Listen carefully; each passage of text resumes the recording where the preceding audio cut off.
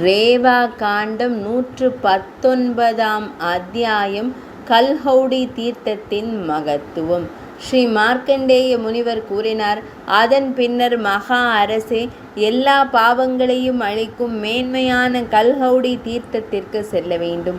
அது ரேவாவின் வடகரையில் அமைந்துள்ளது.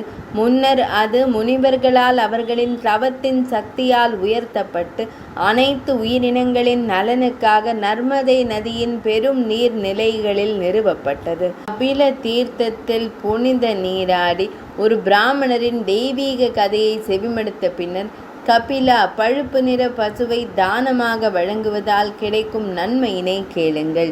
தானங்கள் அனைத்திலும் கபில தானமே மிகச் சிறந்தது. முற்காலத்தில் பிரம்மதேவர் கூட முனிவர்கள் மற்றும் தேவர்கள் சபையில் இதை நாடினார். கோபத்தை தவிர்த்து விரதம் இருந்து கன்று ஈன்ற உடனேயே ஒரு சிறந்த கபில பசுவை தானமாக வழங்குபவரின் புண்ணிய நன்மையை கேளுங்கள்.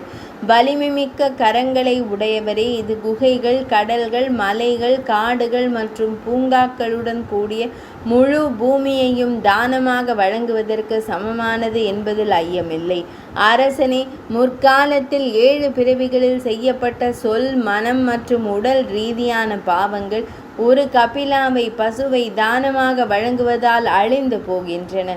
நிலத்துண்டுகள், பணம், உணவு, தானியங்கள், யானைகள், குதிரைகள், தங்கம் போன்ற கொடைகள் கபில தானத்தில் 16இல் ஒரு பங்கிற்கு கூட தகுதியற்றவை.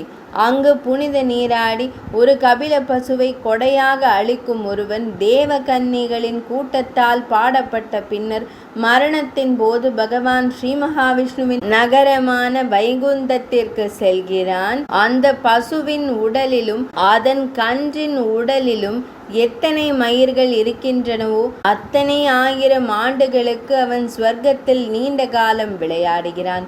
காலப்போக்கில் இவ்வுலகிற்கு இறங்கி வந்த பின்னர் அவன் செல்வமும் உணவு தானியங்களும் நிறைந்த ஒரு பெரிய குடும்பத்தில் மனிதனாக பிறக்கிறான். அவன் வேத சாஸ்திரங்களில் நன்கு தேர்ச்சி பெற்றவனாகவும் எல்லா சாஸ்திரங்களிலும் வல்லுனராகவும் நோய்கள் மற்றும் துக்கங்கள் போன்றவற்றிலிருந்து விடுபட்டவனாகவும் இருப்பான். அவன் 100 ஆண்டுகள் வாழ்கிறான். இவ்வாறு மேன்மையான கல்ஹோடி தீர்த்தம் முழுமையாக விவரிக்கப்பட்டுள்ளது.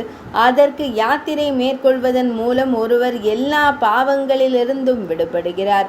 119 அத்தியாயம் இனிதே நிறைவடைந்தது.